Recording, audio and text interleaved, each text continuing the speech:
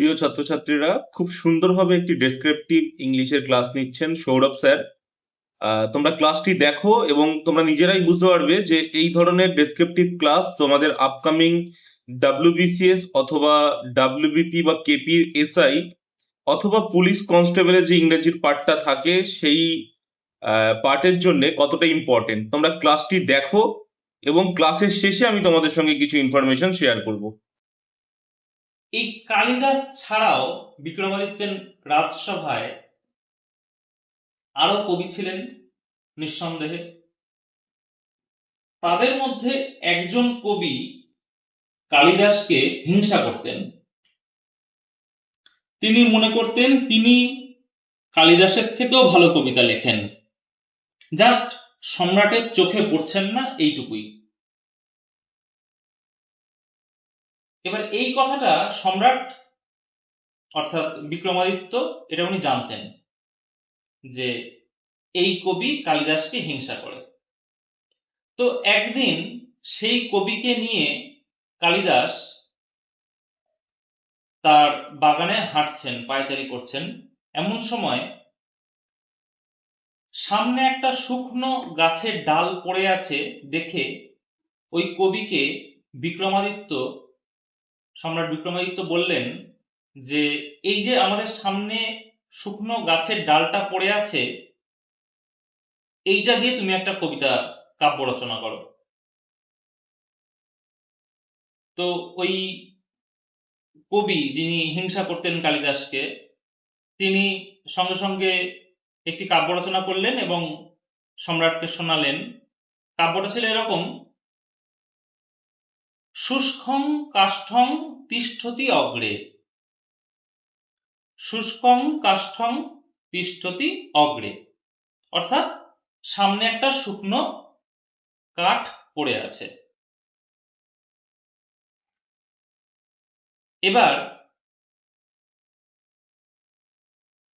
সম্রাট কালিদাসকে ডেকে আনালেন, ডেকে এনে বললেন এই যে সামনে শুকনো গাছের ডাল পড়ে আছে, এইটা দিয়ে একটা কাব্য রচনা করো।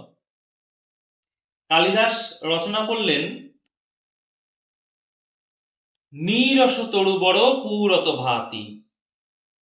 সেম মানে নীরস তরুবর পুরত ভাতি, অর্থাৎ সামনে পড়ে আছে দেখতে পাচ্ছি। সেম মিনিং শুষ্কং কাষ্ঠং তিষ্ঠতি অগ্রে, এই কথাটার যা মানে নীরস তরুবর পুরত ভাতি, এই কথাটারও তাই মানে। তাহলে কোন কথাটা শুনতে আমাদের বেশি শ্রুতি মধুর লাগছে, কোনটা শুনে আমাদের বেশি ভালো লাগছে? অবশ্যই কালিদাসেরটা, এটা আমাদের বলার অপেক্ষা রাখে না। ঠিক তোমাদের ক্ষেত্রেও তাই। একটা বাক্য লিখে আসলাম যাতে কোনো রকম গ্রামাটিক্যাল এরার নেই, এইটুকুই কিন্তু সব সব নয়। আমাদের দেখতে হবে সেই লেখাটা যেন যিনি পড়ছেন তার ভালো লাগে।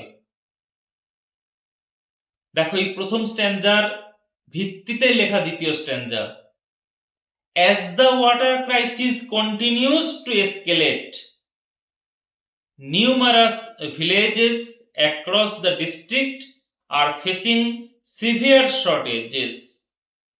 To address this, the government has initiated the digging of new wells. Nevertheless, these measures remain insufficient to meet the rising demand.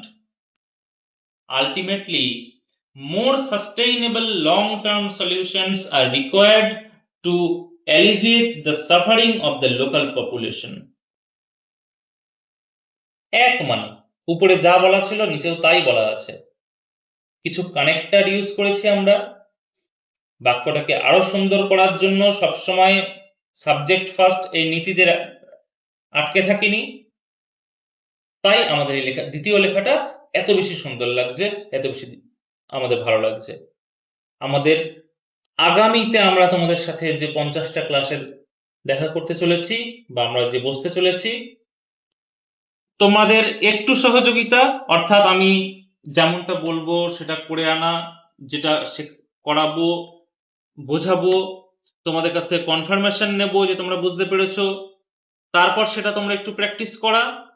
এইটুকু তোমাদের যদি সহযোগিতা থাকে, আমি বিশ্বাস করি আগামী 6 মাস এর মধ্যে আমরা অত্যন্ত স্ট্যান্ডার্ড ভাষায়, অত্যন্ত সুন্দরভাবে যেন ইংরেজিতে আমাদেরকে যেটা লিখতে বলা হোক তাতে যেন আমাদের কোনো রকম হেজিটেশন না থাকে, যেন জাস্ট প্রশ্নটা দেখলাম আমাদের কলম চলা শুরু হয়ে গেল।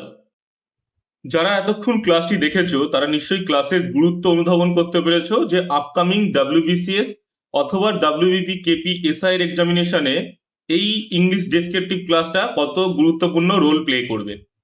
সুতরাং তোমাদের এনরোলমেন্টের জন্য এখনই যোগাযোগ করো স্ক্রিনে দেওয়া হোয়াটসঅ্যাপ নাম্বার 8902243738 এই নাম্বারে।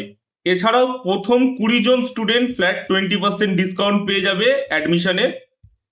তোমাদের যে কোর্স ফিজ আছে প্রত্যেক মাসে 499, কিন্তু 20% ডিসকাউন্ট দিয়ে কোর্স ফিজটা 399 রাখা হয়েছে এবং সেই সুযোগ মাত্র প্রথম 20 জন স্টুডেন্টই পাবে।